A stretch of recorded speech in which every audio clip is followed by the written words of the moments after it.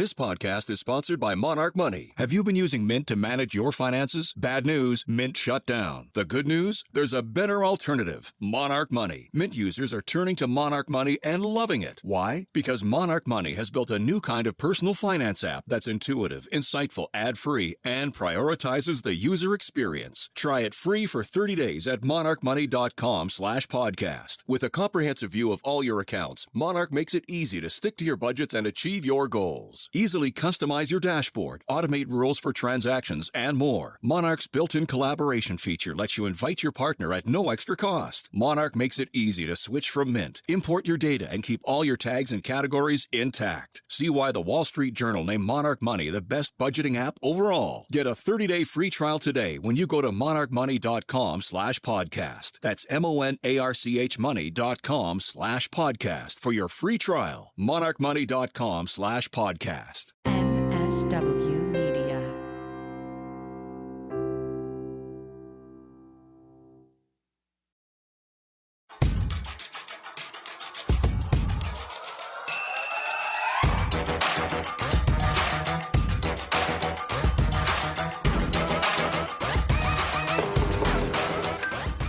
Welcome to Feminist Buzzkills, the show that enjoys its New York trash and prefers that Georgia trash stay in Georgia.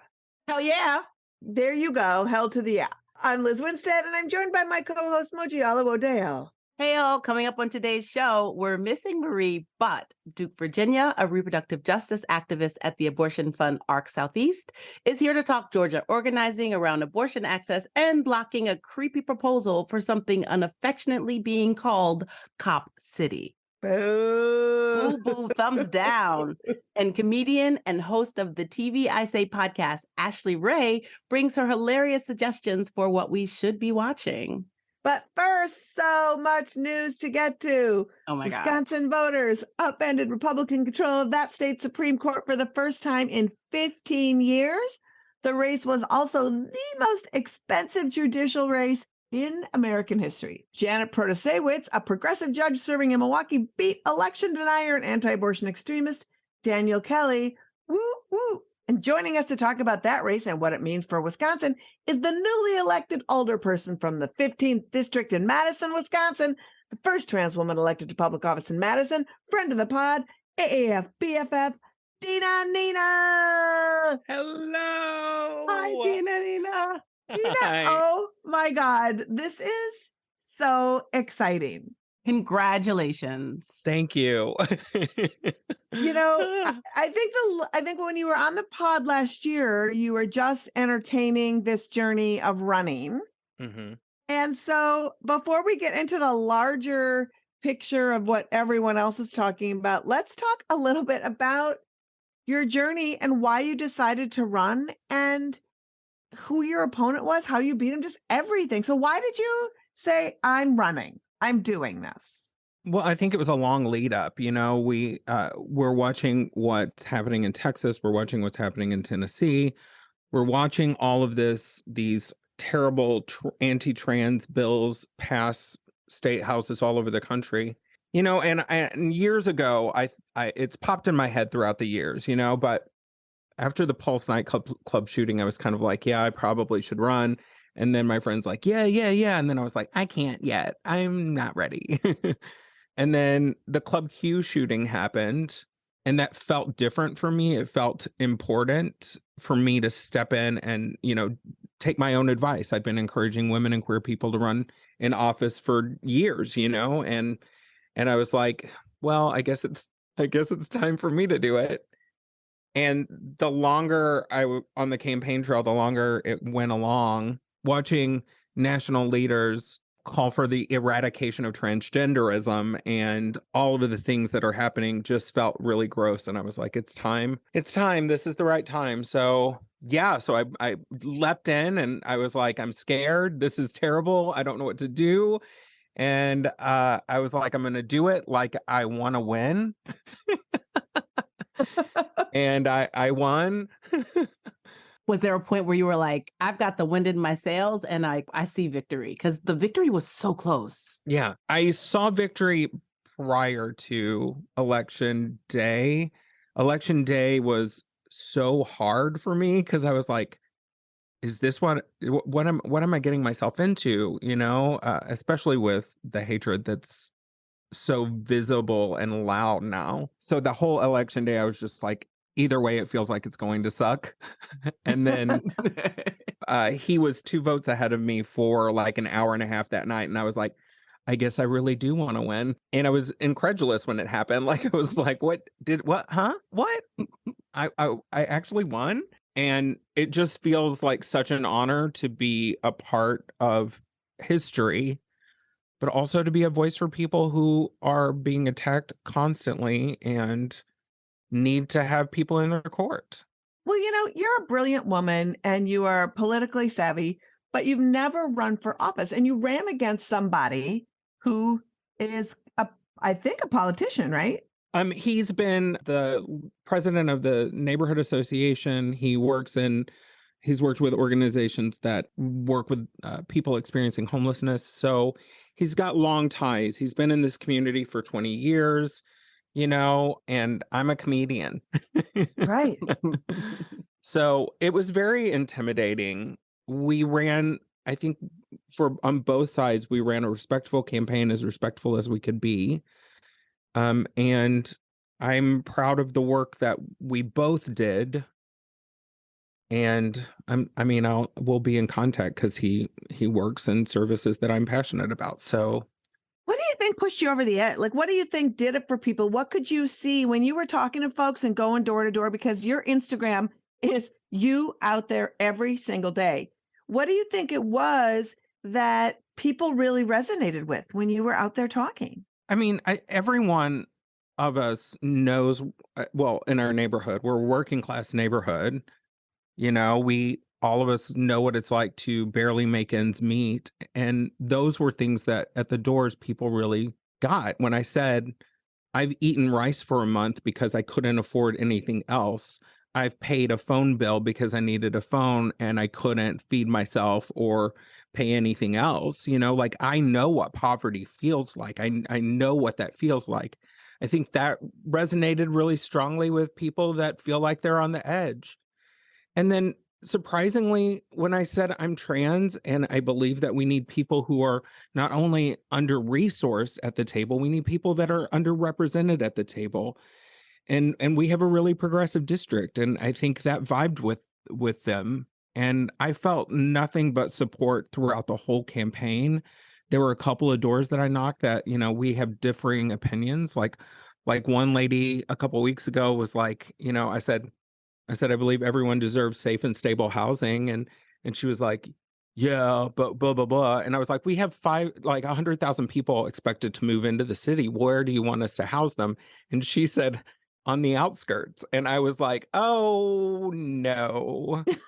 I was like, we probably won't agree on that, but I definitely been at doors where people had a lot more conservative leanings, and they, in the same breath, they would talk about progressive ideas and also get a little racist, I see that on Twitter a lot where you're like, people are like, I'm like, oh, you've gone so far right, you're left, but you're still racist, transphobic, and a terrible person. Right. But having good conversations with those people and being like, I understand your concerns, and I know I didn't say it, but I know what you mean when you say thug. And even the police officers here have said, you can't police your way out of homelessness. And so that's where we are as a city. We can't police people out of homelessness. Like, they're policing them for being homeless is disgusting. But meeting them where they are, plugging them into services like addiction care, shelter, all the basic things, and doing it with compassion is the most important thing. Totally. And elections matter. And there's a lot of horrible people trying to, talk to city councils and things to get terrible abortion legislation passed and anti-trans legislation passed on that local level. So I think that's important. And I think elections really matter. And Wisconsin, all eyes were on Wisconsin as we watched what happened, right? And could you just tell us a little bit about, I said in the lead, 15 years Republicans have had the majority and your state has been gerrymandered within an inch of its life. You know, you're living under a 1841 anti-abortion ban. It's just a toxic dump that can be turned around. Talk about what it means for Wisconsin to have this Supreme Court election go to a progressive judge. Man, it means the world. Like, there's hope at the end of a tunnel. Like, the Republicans have a supermajority in the state house. Yeah, talk about what that can mean. Well, that means we're going to be fighting, and they're going to be vetoing the things that Governor Evers does, that are progressive and important to the people of Wisconsin. They don't care about the people of Wisconsin. They care about them, which is what I've seen over and over again. They don't act in good faith with Democratic leaders. But what I see is that we'll start to have fair maps. We'll start to have somebody who's fighting for us in the judiciary, and watching the next few years as their regressive, painful, hateful ideologies kind of are pushed to the side is going to be glorious to watch. But it's going to take several years because we have to get new blood in. We got to get fair maps, and we've got to get new blood running for state assembly and Senate. We just have to. And as we progress, we'll start to see those things happening. But for the next few years, it's going to be, an uphill battle. But at least we're in it. Yeah, we're in it, and we'll get there. But it's a marathon, not a sprint. Like this is the first. These are some great steps in a long marathon. Right. Fair maps help so much. So much. Yeah, it changes everything. Like, fair maps could really change. I mean, we have pretty much 50-50 split of Democrat and Republicans in this state, right? And when Democrats go to the polls, if it's a statewide election or even, a federal election, like, we have an uphill battle for those. So now just the idea, the thought that we could have fair maps and get equal representation, and it will force us to come up with innovative solutions to the issues that our state, our cities are facing. Mm-hmm.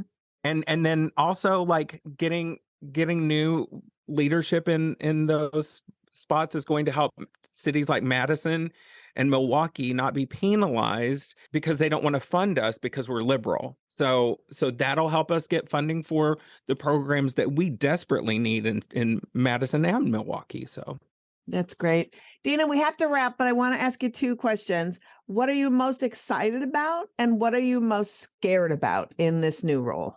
I'm so excited to be the first trans woman to hold office in Madison. Our Common Council is 25% LGBTQ now. I will be working with an amazing lesbian mayor who I am so excited to work with. What I'm scared about is I want to do a good job. I just want to serve well, and I want people to realize that I'm trying to care for them in all I do. Well, I can guarantee that you are going to try with down to the nubs of your pretty painted fingernails that you will work tirelessly. We know that for sure. Dina, before you go, tell people where they can find you and follow you and all that stuff.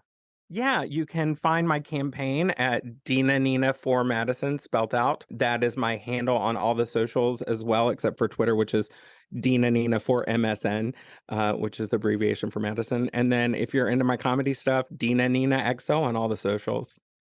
Awesome. Well, we'll tell people to check them out. We'll put it in the show notes. Dina, we love you so much. Thank you. Love you guys so much. Thank you. Thank you, Dina. Bye, you guys. Well, that was really uplifting. And that's where it ends. That is where the joy ends. We have so much show full of so much fuckery. And before we get to the new news of the week, we have some updates on some stories we've been following. Mo, do you want to kick those off?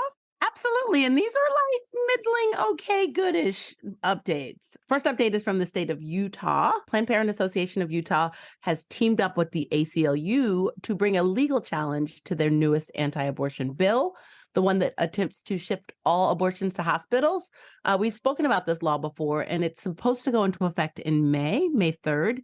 And that bill would the law would make it illegal to license a clinic to do abortions, and instead mandates that all abortions in the state happen in hospitals. But Moji, what's the problem with that? Well, it turns out that up until 20 minutes ago, 95% of abortions in Utah happened in clinics. Hospitals did like so much less, so they may not be equipped to take this on. And hospital abortion care is more expensive than clinic care. But wait, there's more. Oh boy. Earlier this year, soon after this bill was announced, it came to everyone's attention that 5 of the hospitals in Utah have been taken over by a Catholic hospital system that does not do abortions and kind of doesn't do a lot of reproductive care you would want anyway. And the Utah Hospital Association hasn't said anything about how they stand on maybe having to take on this work. Because maybe Mormons aren't jumping up and down to make sure abortion's accessible places. I don't know. But this is great. Finally, there's a legal challenge to this law, so we will see what happens. You know, magical underwear is not birth control. I just want to put that out there. I mean, to all you out there listening. It's birth control for me. It's birth control for me too. Yeah, I mean, it will dry out your vagina faster than a Matt Gaetz, Magic Mike moment. But oh, I just clinched. In middling good news, the New Mexico Supreme Court has blocked these local governments who created their own anti-abortion ordinances using the Sanctuary Cities for the Unborn model. We talked about this last week. Sanctuary Cities for the Unborn is a passion project of one Mark Lee Dixon, who likes to go to small towns and work with local governments to create these ordinances, often that are unenforceable, but that limit or ban abortion. New Mexico has been in his sights because it's a progressive haven surrounded by or very close to places where abortion is essentially illegal. And so he'd been to like a couple towns who had adopted these ordinances, and the Democratic AG of New Mexico said, not in my backyard, and essentially went to the New Mexico Supreme Court and argued that these ordinances are unconstitutional and they violate the new Reproductive Health Act that was passed in New Mexico this year. So this was not final. Currently, these ordinances are blocked, but they have to go back to court or submit briefs by April 20th. Then the Supreme Court will do some more thinking, have more of a think on it, and decide what happens, especially in light of the Reproductive Health Act. Liz, can you tell us who's fighting for the side of these little tiny towns that want to ban abortion? Well, turns out, I'm always looking for reasons to hate Josh Hawley even more than I do. And turns out his wife is the attorney who is fighting not only for these, Pied Vipers who are going into the towns and trying to ban abortion, also the lawyer who is defending the made up Hippocratic Society of anti-abortion douchebags trying to get mifepristone yanked from access all around the country as well in the Texas case that we still have not heard about yet. So yeah, Aaron Hawley, a joy and a delight if you've got to have Josh Hawley soiling you on the reg. Can't be good. Makes you a terrible person and bitter. But the thing about these things I just think is so important to remember is as we see in part of Good News, Whole Women's Health Alliance. This is a full-throated good news list. Yeah, this is I am on the board. I'm on the board of the Whole Women's Health Alliance. Is finally opening a clinic in Albuquerque and is advertising for their clinic in Austin, Texas. It's great.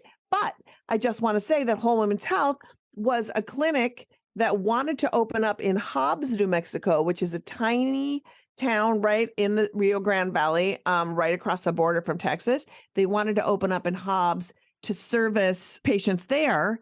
And Hobbs was one of the cities that became a sanctuary city in Garbage Town, New Mexico. So, it hits hard. Yeah. And the Whole Women's Health story is also really great because as of the time of the reporting I saw, they had seen 24 patients and 22 of them had been Texans. So Texans are getting service.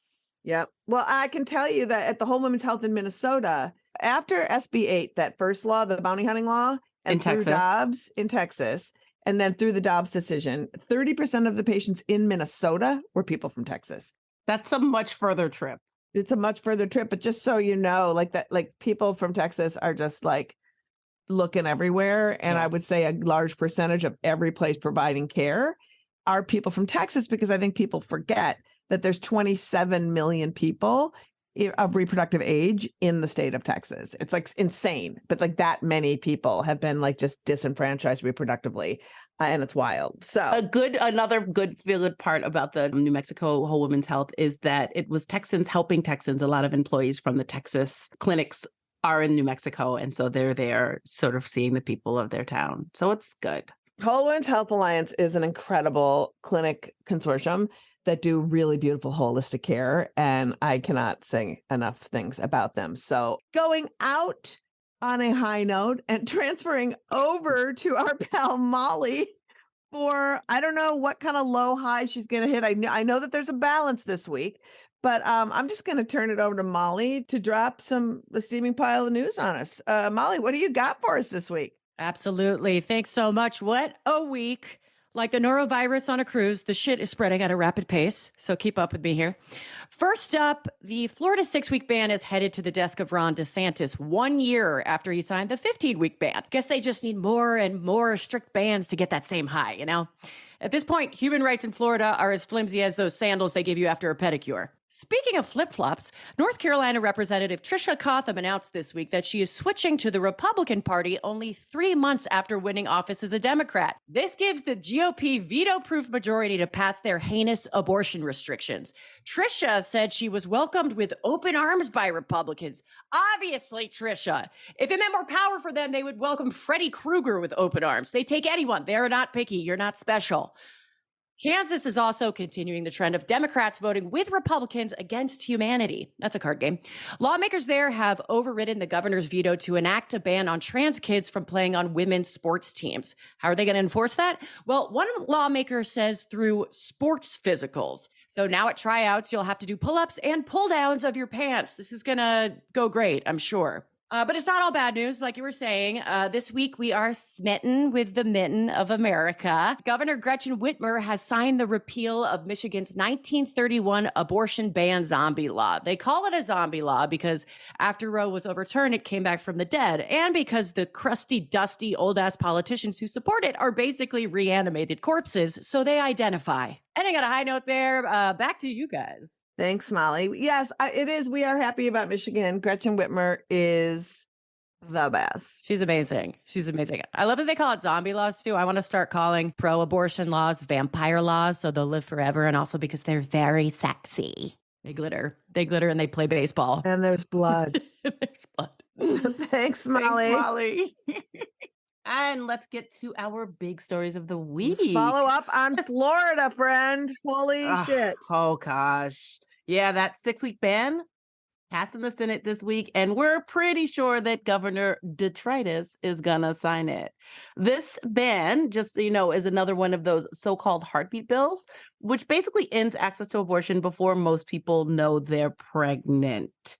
It also restricts access to medication abortion. It requires physicians doing in-person dispensing. And Liz, it has those things they call exception that are useless. Oh, yeah. For victims of rape and incest, as long as you go tell the cops and then go scream it to everybody and report it and do all this other shit. It's a mess. And then I think they need like signatures from 2 doctors. It's wild. And this is also crazy because they just signed a ban a year ago. I'm unsure about what the penalty is. It said, I read the bill, and it said that if you're convicted of performing an abortion, it's a 3rd-degree felony. And the 3rd-degree felony in Florida seems to be a $5,000 fine and 5 years in jail. But I don't know if that's for the doctor, the pregnant person, or their God. I'm unclear. The bill was really unclear. And, you know, there was so many fucking shenanigans around this. So when they had their hearings and when they have like people testifying, you know, for or against the bill, the Republicans scheduled their talking on anti-abortion lobby day. So they filled the whole legislature with people speaking. They could speak for as long as they wanted about the unborn and how much they love the unborn, never anybody pregnant, on and on and on. Then Tuesday was the day the pro-choice people got to speak. And on that day, the Republicans shoved into the schedule a funding bill that would be heard immediately following that would fund Florida families who are desperately in need of food and of help. And then the GOP was like, okay, we'll have your hearing, but you got to wrap it up because we're going to hear that funding needy families bill by 10:30. So if you're not done by 10:30, that bill will die. Literally. Republican Randy Fine, who chaired Thursday's hearing, said, I'm fine with going to 10:30, but those who wish to offer more health care to children, the bill's going to die if it's not heard before 10:30. And what that meant was that the pro-choice people were given 15 seconds each to speak. We talk about it constantly, but if you can't win through good arguments and righteous facts, convincing people that it's good for them and their families and their communities, then you have to take these tactics. Don't let people talk about it at all. Cut them off. Threaten that needy folks who need help won't get the help they need because your ideas are fucking garbage. Yep. It's so bad. And, there's some righteous Democrats, especially women in Florida. Anna Escamane, I've seen her several times, and I met her once at the Frank conference at the University of Florida. I do this conference every year, and she's so great. And she was absolutely appalled. And she said they call themselves pro-life, but are willing to take away health care from kids over the abortion ban. And they had some really funny names. And I just want to look this up really quickly, because I think, didn't they call the bill like all sorts of names, like not the heartbeat bill, but the other bill? Oh, yeah, they did. They gave it a your sons are going to jail bill. Yeah, yeah. Also talking about righteous people, Lauren Book literally stood there and read her office number from the floor and said, anyone who needs abortion care, call me. And I thought that was incredible. I mean, it's wild. And then people took to the streets and they were protesting. Literally, there's a TikTok of peaceful protesters, like almost to the point where they were boring the shit out of me, protesters, like sitting in a circle, singing with water bottles, singing like Indigo Girls songs. And I was like, really? Can we get and then they were all cuffed and arrested for disturbing the peace. And it's like, I don't even, and then they tried to compare it to it's a mess. This is DeSantis's America. This is DeSantis's America. Yeah. And so it's probably going to be signed next week on his desk. And our other story that we wanted to break down this week is a trend that we've been following. And it's shocking, not shocking news out there that you've heard piecemeal around it, right? There's just new and different ways constantly popping up that your personal data is being scraped and used against you when you seek abortion care, whether you're being hoodwinked by a fake clinic, signing onto an unsecure Wi-Fi network you think is the clinic's Wi-Fi, or the security cameras at the clinic that are supposed to be used to catch the harass holes, or Meta and Google just offering up your shit to law enforcement. You are not safe, right? You're not. Yeah. You're not safe. So we're going to run through some of the sneaky shit and tell you some tips on how to keep your security on lock when you're looking for care and when you're accessing care. So we've been covering throughout the inception of this podcast how the fake clinics have been accessing your data. They bring you in, you fill out forms. And what a lot of folks I don't think realize is fake clinics are now part of the three giant pillars of the anti-abortion movement. There's the people in the streets, there's the legislative piece, and there's the fake clinics that are really huge. And 50% of all fake clinics are part of massively well-funded, hundreds of millions of dollars funded fake clinic conglomerates. Also hundreds of $1 million funded with volunteer armies. So also a cash cow. Cash cow. And so anytime you go to one of these fake clinics and fill out your paperwork, that data is going to all of these places into a massive database. Heartbeat International, one of the largest of fake clinic consortiums, says we welcome and share all the data we get from these clinics. And that can be scary in a number of ways, right? You're giving your reproductive history, you're giving your sexual history, your inquiries around abortion. They're taking all of that down and they're sending that shit out to all of these different places. And they keep growing because now after Roe has fallen, they're just being funded and funded and funded with tax dollars being diverted to them. A lot of places, the minute they pass these abortion bills, they also give millions.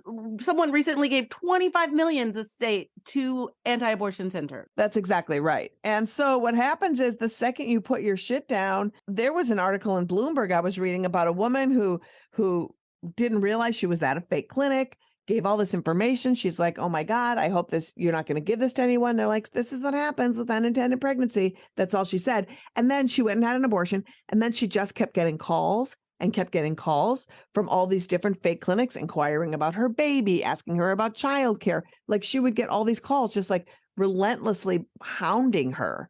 And it was really terrifying. And something then popped up are these state mandated hotlines that we covered a bunch of times early on. Something called the Emma Act. That's a little bit of a pieces of model legislation that get dropped in states. Arkansas passed it. Oklahoma proposed it. I don't know if they passed it, but it's called Emma stands for Every Mother Matters Act. And so talk a little bit, Moji, about like what that is. These Emma laws are insidious. What these Emma laws state is essentially a state will mandate that if a person is considering having an abortion, before they can even get near a clinic, they have to call one of these centers or these hotlines. Often the Emmas are hotlines, give their information, then are given a unique identifying number, and then have to take that to a clinic. And that way, essentially, a state can track like, oh, this is what you did. And then you went to this clinic and then you had an abortion. They have all your information. And I don't feel like we can trust that states that are anti-abortion are doing good things with the data of people who seek abortion care. Well, and also let's be clear that these are specifically, if you work on an Emma line, you come from an anti-abortion space.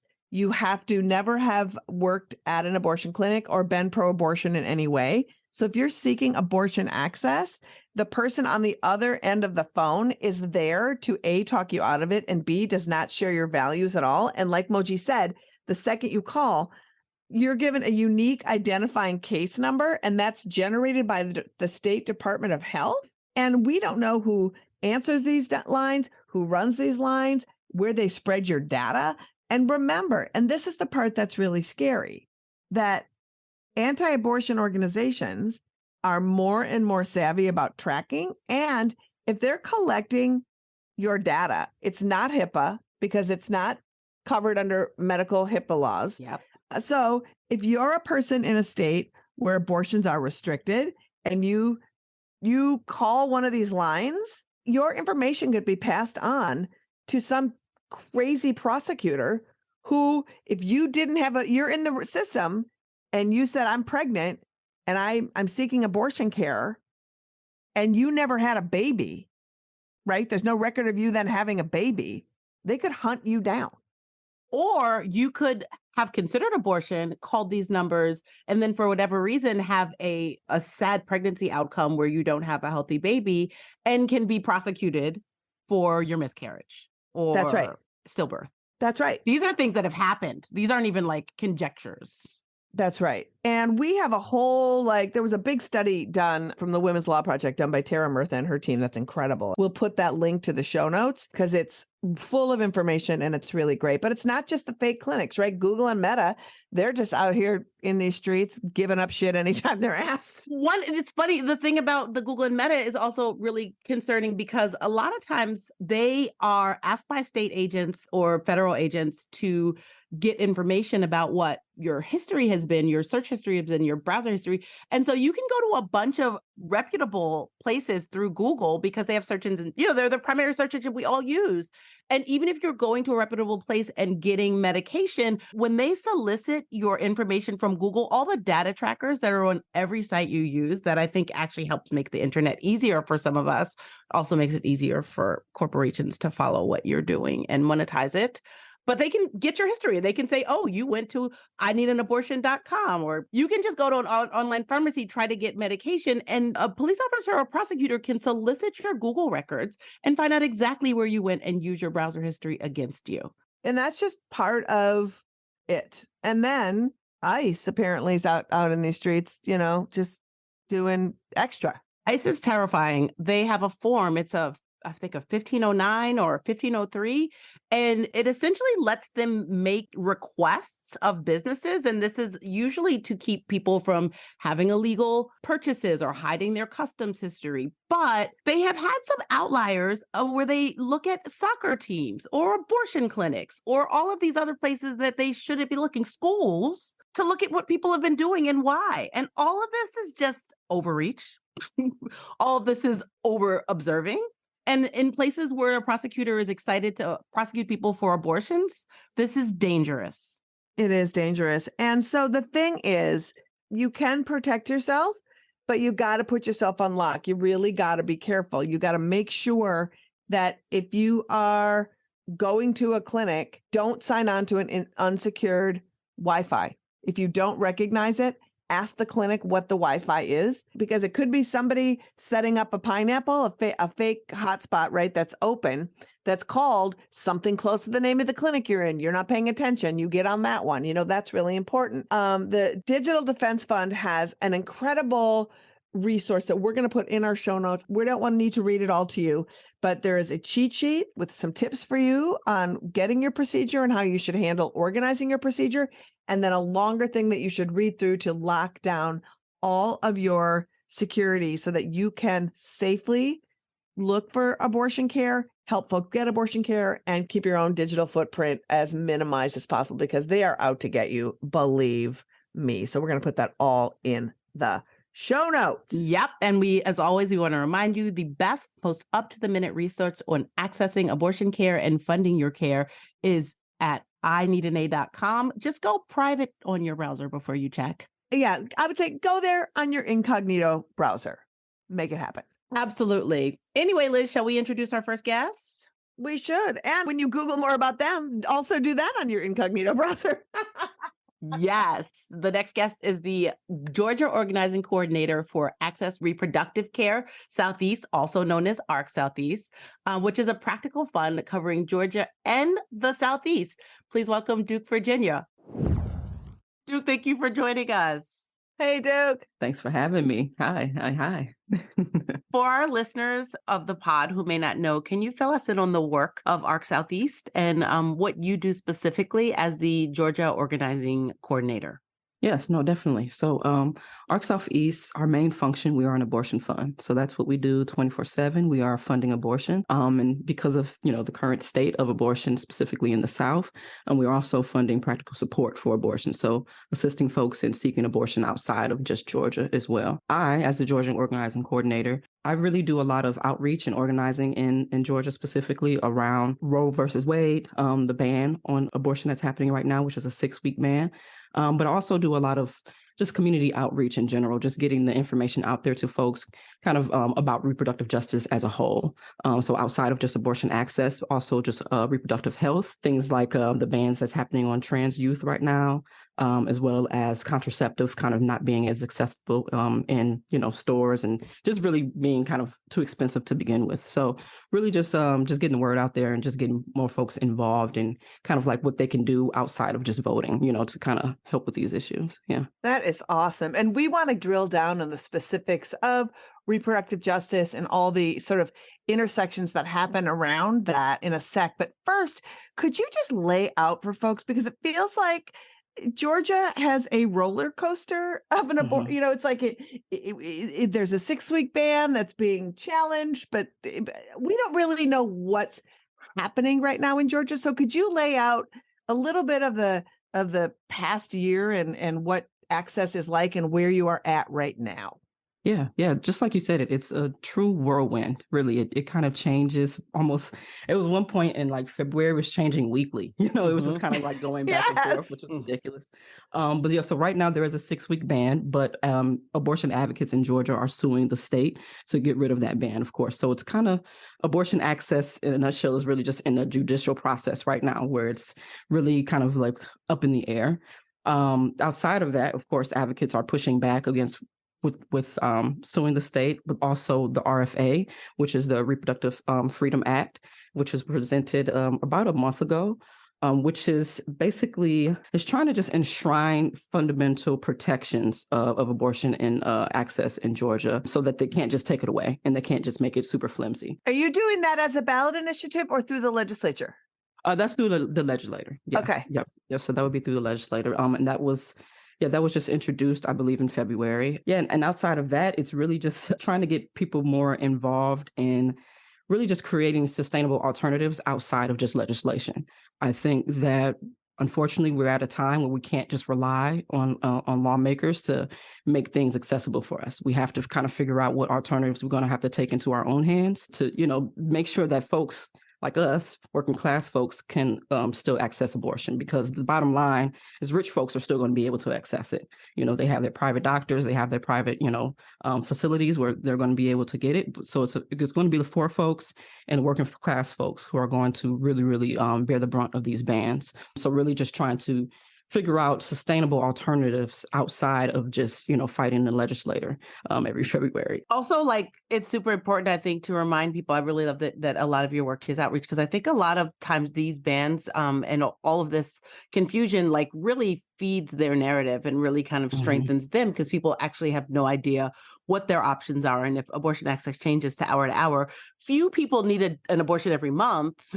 Right. And so people aren't keeping up on the hourly, they just I need an abortion right now. And where do we stand? Yeah. What do we do? I just want to get clear. As you're fighting the 6-week ban, it varies from state to state on whether or not they let the ban stand or not. So right now, what they said was 6-week ban is in place while you're fighting it. Is that right? Yep. That is correct.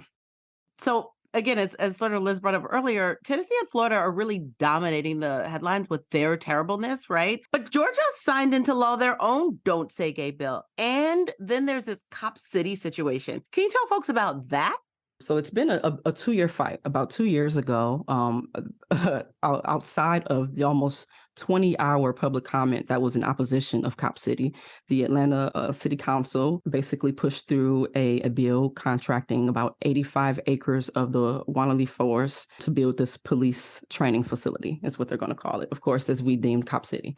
And it's just a real true testament to falsified consent by state officials. And I think, just like you said, it really hasn't been, especially in reproductive justice circles, something that's been pushed to the forefront, because it is, everybody's kind of having their own opinion on what public safety really looks like, and kind of how we take it into, where we should be taking it, right? Which is not just throwing money at the police, but actually throwing money at some of these, things that we need, right?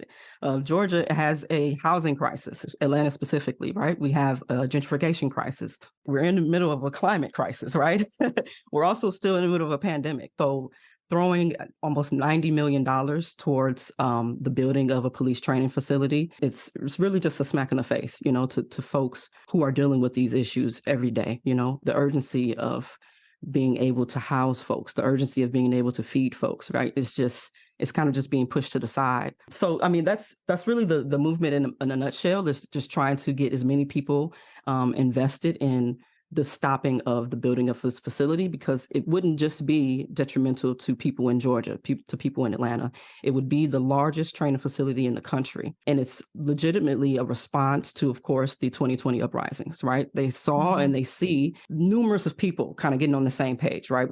Across the country, that people are striking at their jobs, right? Across the country, people are realizing that we need universal health care. Since the pandemic, people have realized that, we can't go back to the normal, right? We need to do something else to actually take care of one another. So we've been demanding that of the state, demanding that of the government. And I think the response to that demand is Cop City. It's wild that people who are not from over-policed communities don't see this. I think that Black people in America, we can look around and be like, we've seen this. This is what America has been for us. And it's they're bringing it to your door too. Yeah. How have you and the people you work with kept morale up with all of this going on in Georgia? I think it's just continuing to do the work, continuing to build those alternatives. And I think people seeing that we're not giving up, people seeing that we're actually just going stronger, and we're actually just, we know that we have each other, right? We have to rely on one another. So really just continuing to be motivated by the urgency of just making sure that everybody is okay. The people that we love, the people that are in our communities, our future children, we want them to be okay. So that's really the main motivation, as well as the numerous programs that ARC Southeast has, in establishing. Right now, we have a Plan B program where we literally just give out free Plan B. If you call us up, we're going to give you some free Plan B, So it's just taking care of one another in action, is one of the ways that we really keep morale up. I just did a talk called Activism as Self-Care. And I really do believe that if you don't participate, it will eat you alive. Just bringing in information and not being able to recognize yourself as being part of the solution, I think is really troubling. I'd love for you to talk about how you organize folks, because it's really difficult, right? How do you do outreach? Like, where do you go looking for folks? How do you get out there in the streets and get people organized? No, yeah, definitely. I think especially after 2020, that's been a really, really difficult thing to do because everybody has different levels of how comfortable they are being in public spaces. So I just really try to get creative. Outside of actually knocking on people's doors, I do a lot of outreach at like events, parties, at the club, like I try to meet people literally where they are. I was going to say meet people where they are. Yeah, people are not, super willing to maybe come out to an event, but everybody wants to go have a drink. Everybody wants to go do something that's fun and entertaining. So yeah, I just try to just be there, whispering in their ear, hey, I got some free Plan B, I got some free condoms, I got whatever you need. And also, when you do have some time, come out to volunteer, come out and, help some folks seek abortion, come out and protect some folks who are trying to seek abortion, or just come out and learn more about how you can have conversations with your peers, with your family members and things like that. So I love it. And I think that's right, because I remember New York City has a gigantic Halloween parade, like massive, like thousands of people. And one year, Moji, were you with me when we went out and passed out Plan B on Halloween? No, I went another year. It was the best. But yeah, I went to the Halloween to do another AF thing that was also super fun because there are just so many people. And usually the fun people are the ones that are at the Halloween parade, right? Yeah. It's not like the people who are at the courthouses today. Right. And that's the whole thing. If you hit people up while they're having fun and like thinking about hooking up, it's like, hey, this might be a good time for you to be jumping on the train that is us. Yes. I was like, have a good night. Make sure you have a good night. Have a great night. Have a great night. Have a great night. Remember us. That's right. We'll see you. I mean, and that's what I think is great. I know you're based in Georgia and you're the Georgia organizer, but would you just tell folks, like, you also help facilitate folks getting reproductive care all over the Southeast. Will you let folks know if they live near you where you can help them? Oh, yeah, no, definitely. So we actually provide abortion access assistance all throughout the Southeast, like you said. So, of course, Georgia, Tennessee, Alabama, Mississippi, as well as Florida. And we've also been kind of trickling down on Louisiana as well. I mean, really, there is no place. If you call us up, we're going to figure out a way to help you, no matter where you are. But those will be the main places that we offer assistance, not only just actually funding abortion, but also helping with the practical support of going to a different place based on where you are in your term, of course, to access abortion as well. And you can find us at arcsoutheast.org. We're also on across all the socials, okay? So we're on Twitter as well as Instagram, also as Arc Southeast. And that's where you'll find a lot of the outreach stuff that I do. It'll be posted on our social media as well. Duke, we will be sure to make sure we also put all of the links to your social media and anywhere so that people can find Arc Southeast immediately. Yeah. They're just listening while they're running down the street or on their way to the club. That's right. And I have to tell you that we have worked with them. We've made like abortion. We went to Arc Southeast right before the pandemic. We created aftercare packages for patients to have after their procedures and had lunch with the good folks at Arc. And the work that Arc does is so incredible. And Duke, I'm so glad that you're on the team and that you're just leading this organizing charge. It makes me feel hopeful every time I talk to somebody from Arc. I'm not even kidding. That's super nice. No, I appreciate y'all having me and giving me the space to talk more about our work and especially talk about Cop City. Because I think the more folks, especially in the RJ world, understand that there is no RJ without abolition. You have to be somewhere on the spectrum. So I appreciate y'all. That's right. And as Moji said, and as Duke said, thank you so much for joining us, Duke, Virginia. You're so incredible. You can stay up to date with Duke and Arc Southeast work by following them on social media at the links in our show notes. You'll also find in the show notes the link to sign on to the reproductive justice response to the Stop Cop City movement and info about the Reproductive Freedom Act. All righty then. Now it's time for 6 Degrees of Abortion, the party game that is sweeping the potosphere. Rules are simple. Marie and I take a story from the news that is seemingly not about abortion, and Liz has 6 chances to prove that everything is about abortion. Let's see if I can stump her this week. I'm actually really excited about this one. You feeling lucky? Ooh. I'm feeling marginally lucky. I'm always sad when I know I'm going to have a victory and there's only one of you to gloat in front of. Well, this is a good time. I don't know about you, but this week my Twitter feed was overwhelmed and inundated with joy and pink because the Barbie trailer was dropped. And it looks like a really good time. I don't even understand it. Memes are everywhere. It's so funny. And I'm excited. I also love the diversity of the Barbie cast. It's going to be led by one Margot Robbie, superstar. And I'm just going to give you a little time to link Margot Robbie to abortion. Okay. Well, people love Margot Robbie. I guess I had not been paying attention to this Barbie situation. Oh, same. No one did till this week. Right. And so I can link Margot Robbie because I think she's in those Guardians of the Galaxy movies. Guardians of the Galaxy 3, I do believe, if I am not mistaken. But I also do know that there is someone else in this movie who is one Bradley Cooper. Mm-hmm. Yes. And Bradley Cooper is directing and starring in the Leonard Bernstein biopic, and also starring in the Leonard Bernstein biopic as Leonard Bernstein's sister is one Sarah Kate Silverman, who, need I say more? I just went on tour with her and we shared abortion jokes on stage. That is tying it in a little bow. That was a nice little bow. Meanwhile, I'm surprised at the direction because the Barbie movie has literally everyone in it. I was like, I don't know who's in the Barbie movie. I just know the Barbie Gosling, memes. Issa Rae, America Ferrara. Oh, Issa Rae, I could have done. Oh, that would have been. I should have. There's like See, if I would have Googled. I mean, if I would have Googled beforehand this Barbie movie, because I actually made a Barbie meme today for Abortion Access Front for a thing we're doing, and I just Googled Barbie meme. And I didn't even see who's in the movie. I only knew Ryan Gosling because I could have done Issa Rae.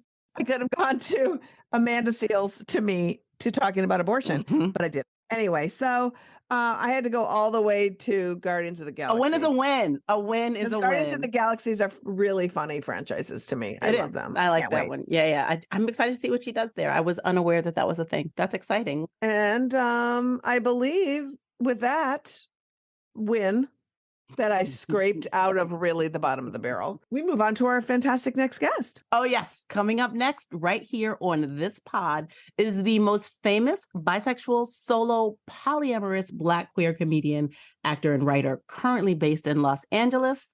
Here to talk about pop culture and good TV, welcome Ashley Ray. Hi, Ashley. Thank you for joining us. Hi, thanks for having me. I'm so happy to be here. So, you are a pop culture expert who talks about life and love and abortion and all the good, juicy stuff. Where have you seen abortion done on TV in a good way? Like, give us some recs. Look, it's still hard to find these examples. Yeah, that's why we're asking. I'd say yes, exactly. And I think the most famous one that comes to mind is Scandal. People remember Olivia Pope got an abortion on the show. It was seen. And it's not only that, it's Kerry Washington, it's Shonda Rhimes, like at her peak ABC. And that's what she chose to focus her platform on. So here's the thing. Most of my examples are going to be Shonda Rhimes. That's how rare this is, that it's really mostly Shonda. So what you're saying is Black women are leading the charge? Yes, Black women are leading Wait, what? it. White women aren't? I am leaving this podcast. Center me! Which, I mean... Center me!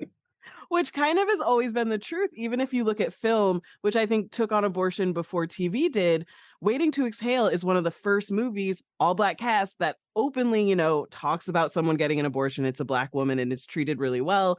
So yeah, Black women on TV leading it, with Grey's Anatomy being, I'd say, one of the best shows to do it. They have had multiple abortion storylines. You can see the most traumatic ones, but even as recently as last week, there was a big, everyone was excited because it was Ellen Pompeo's last episode. But what they chose to focus on instead was one character getting an abortion. She's already a mom. She can't take, she's overwhelmed. And they just show the most simple process. They talk her through it and you see it, everything, and how simple and easy it is, It's not the pill, it's the actual insertion one. We say surgical, but say what you want. Yeah. Surgical. Okay. I love that you bring that up because that caused a friend who saw that episode to text me about it. Yeah. And it's like, everyone's like, Grey's Anatomy has been on for 20 years now. Who cares? But it still has that impact. And it shows how important it is to even when it's as simple as, you know, they have episodes where you'll see someone get an enema and it's part like of a joke. And in this storyline, it was just treated like another thing. You know, it was treated like a mom who comes in with a migraine. So, you know, again, Shonda Rhimes leading the charge on that one. And I think that Grey's Anatomy episode has been getting a lot of attention, not because of Ellen Pompeo, but because of that storyline. And I think the thing that's so tricky about putting abortions in film and TV is that most abortions are either taking a pill, and that ain't fun to watch, or just a 5-minute procedure right on it, like with the aspiration, and that ain't that fun. You know, like it's the drama with which people need to have in the abortion is like, well, if it's just kind of simple and easy, how do we make it compelling television? And I always think that's an interesting conundrum for folks to have. But then I don't want them to over dramatize it for the sake of having it be compelling. You know, it's like, what do we do? Yes, I think the first TV probably example that people my age will remember, millennials, was Degrassi. They had a huge abortion plot line with a few of their characters. A few of the teens get pregnant, but only one of them actually goes through with it. And I think it was like season 3. It took a while for Degrassi, a show that had teens doing worse things than Euphoria. Okay, like it took them a while to be like, okay, we're going to take on abortion. But even they of course do it in this really dramatic way. There's no just, hey, you know, this makes a lot of sense because you're going to go to college next month. So, hey, yeah, okay. You know, it has to be this huge, all life altering decision. And I think shortly after that, that character like doesn't even stay on the show and all this stuff. So there always seemed to be repercussions for characters that face that. It was never just, oh, that happened and we move on. It's always, oh, and that is why this character is now gone, or like becomes evil or loses themselves or is now like spiraling mentally. And it's like, we don't need those consequences involved with those plot lines. Also, they're just not realistic. Like, I'm like, parenting actually has more consequences, which is a choice. It's fine, but like, it lasts longer. I mean, childbirth has a lot of consequences. Tylenol, Viagra. The consequences are endless. Exactly. I think having the kid might be a little more involved. I don't know. I feel like it is. It's a school of thought. Yeah. I know. A few people say, hey, maybe raising a whole child takes a lot of work. I don't know. But I would also say The Bold Type, if you're familiar with this show. I love that show. Nobody ever wants to talk to me about The Bold Type. Thank you. What is that show about? The pegging episode. Oh my God. Pegging episode. Yes, the pegging episode. It is, okay, it was a show on Freeform. It's called The Bold Type. Bold ones know. That's what I like to say. The bold ones know. If you're a fan, you're a bold one, okay? You know, Liz, the bold ones know. And it's about these 3 like girls who are friends and they live in New York. One of them works at a magazine because that still exists. Yeah. Even though it's like a modern show. Vogue, like Teen Vogue. Yeah, it's like a Teen Vogue vibe. They all work actually at the magazine Scarlet. One of them wants to be like a fashion stylist and designer, but she like works as an intern when she starts and she's like secretly sleeping with her boss. And then one of them is gay, but she's like also the like best at the social media team. So she's like outspoken and she admits that she had an abortion and she's not ashamed of it and like uses it as this big platform. And all of these people are like, what? You can't do this. That's what? And yeah. But they're bold. So you're saying she's us. Yes. And also just like because they're the bold type. Like, they do it anyway. And they're just unabashedly talking about like queer shit and like she's like dating a cis dude and they wants to peg and so they explain pegging and what it is and how she it's like amazing. Like that's why I just keep bringing up the pegging episode because it's like it's oh my God. so good. And they take on all these topics. It truly feels relevant. The characters are so good. If you loved The White Lotus, you get Megan Fahey. This was like for me her starring role. Like I actually don't know her from The White Lotus. I'm like that is my girl from The Bold Type. Like that is who she'll always be for me. Same. Yeah, like and she's my favorite character. She'll be your favorite character too. It gets into a lot with her too because she also decides after she marries someone older that she doesn't want to have children, and the whole show like kind of goes on her journey of deciding whether or not she wants to become a mother. It looks at it in so many different ways that I think it's one of the most interesting modern watches if you don't want to watch like an 18 season long show like Grey's Anatomy to like binge on a weekend. I agree. Okay, so I have to ask you too, Ashley, having said that, Are you a Good Trouble Fosters fan? I love Good Trouble and Fosters. I had the creator on my podcast actually, because one of the first shows to create, to feature a lesbian couple. I love those shows. I think I was the only person who was like, "Oh wow, we're getting a spinoff to the Fosters finally." I know. Wow, Will you marry me? I feel like you need to marry me. I feel like this is a whole situation that's happening right now. Like they're the best shows. Well, what's so interesting is that these shows they're and I think they are buried on these sort of other networks, right? Yeah, but you nobody cares would about love them. Their Freeform. subject matter is really next level deep, and they talk about white supremacy, and they talk about just all this anti-blackness and anti-queerness, and they just anti-Asian. There's a great storyline with Margaret Cho, and it's just really. I don't know why they're not on bigger platforms. And it's really exploring the lives that everybody that's talking on this podcast right now are living, these intersectional lives, the issues that we deal with with the people that we know and that we love, and nobody else is talking about it. So yeah. Yeah, and it truly is one of those really good shows where you can have someone watch it. They're gonna get to see real stories about abortion and see good information and media about it. And it's not going to be corny and dramatic, and you don't have to be hey, cry warning. It doesn't need any of that. You can just enjoy the show, which is so rare for this kind of topic. I think the other examples I could think of off the top of my head are Dear White People had an episode where a character admits that she had an abortion, which is incredibly moving. Again, Black women leading the way, with Coco, one of my favorite characters in the show, taking the lead and really, admitting what she gave up to have this dream in college.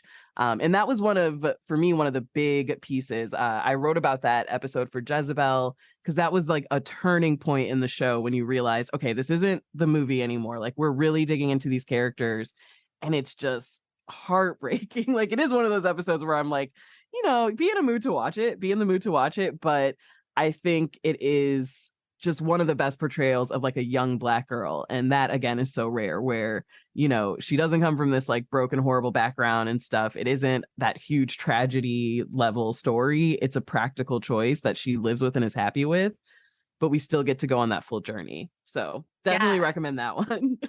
Well, so far, Ashley, it feels like all these shows are amazing. I'm excited to watch. I love Dear White People.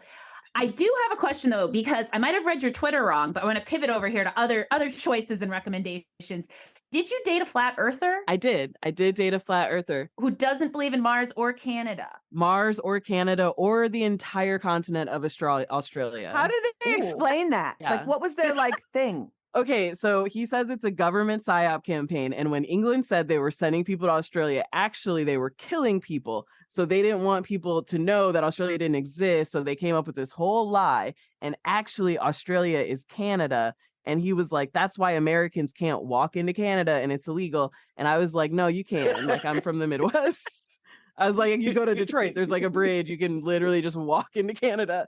And he was like, no, you can't. And he had very broad shoulders and big delts. So I was like, you're right, you can't. Well, I gave it to him. I mean, Great Britain doesn't move their people before they kill them and genocide them, though. They're I was like, why would this be the one time England would be like, we don't want people to know about the murders? Why would this be the time they try to hide it? And then the flat earth, he had a whole app where he was like, this is how the earth works flat. And he was just like, the government is lying because they don't want people to know. That's why, when you get in a plane, they actually fly you around a different way. Oh, God. I dated a Black guy with a Confederate flag on his MySpace, but I think you win. I mean, okay. On our first date, I was really tired. I had high heels on. And he was like, you got to take those shoes. I was like, I want to go home. He was like, take those shoes off. I was like, I'm not doing that in the streets of WeHo. I'm not going to walk around barefoot like a drunk white girl. And he gets down and he took my shoes off. And then he picked my shoes up and he picked me up and he carried me to my car. That's what those delts were doing. That's when I was like, I don't need Canada to be real. Not at all. So okay, we did eventually break up. It just got too far. One time he was like, I do believe that they control the media, and I believe they control the banks and the weather. And I just was terrified. I was like, okay, no, Dick, is that good? They? No. Who is they? And he goes, the reptilians. Oh, right. Oh, wow. That's not a bad Wow. he was like, we're living in a V universe. He was like reptilians, and I was like, but you don't agree with Kanye. He was like, no, not at all. I was like, okay. Right? Right. Okay. Reptilians. That's not too bad. I mean, it's dare I say it's not racist? Right? Or anti-Semitic. Oh, because they control the banks. Yeah, and he made it very clear anyone could be a reptilian. So it was me. It was equal absolutely me. opportunity. I'm a woman of the 90s.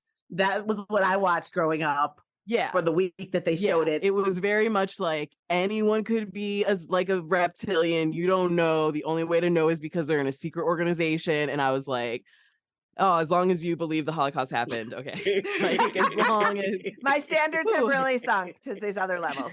Oh my God. Ashley, we could talk to you all day, every day, but we have to wrap. Will you come back and blab more with us about what's happening in the world? You are a breath of fresh air and amazing and hilarious. I mean, thank you. We could just go through every episode of The Bold Type. Honestly, I mean, can we do that on your podcast? Yes, you and I, please talk about The Bold Type on your podcast. Mochi and I are not invited. No. You're invited. No, please watch it. It was on the list. Watch all the shows I recommended, but really watch The Bold Type. 100%. Bold ones, no. You want to be a bold one. I know. You have some things to watch that you can really like dive into that are feel good. Thank you. You've provided a public service to really beating down people who are doing abortion work in the world and every day. So thank you. You got to listen to Ashley's podcast. It is amazing. Ashley, where can people find you? At the Ashley Ray, theashleyray.com, or listen to my podcast wherever you do that. It's called TV I Say with Ashley Ray. And yeah, I talk to all your favorite people about their favorite TV, including the creator of The Fosters and Good Trouble. So, I mean, incredible. Nice. Very good episode. Thank you, Ashley. Thank you, Ashley. Thank you. Thank you so much for having me.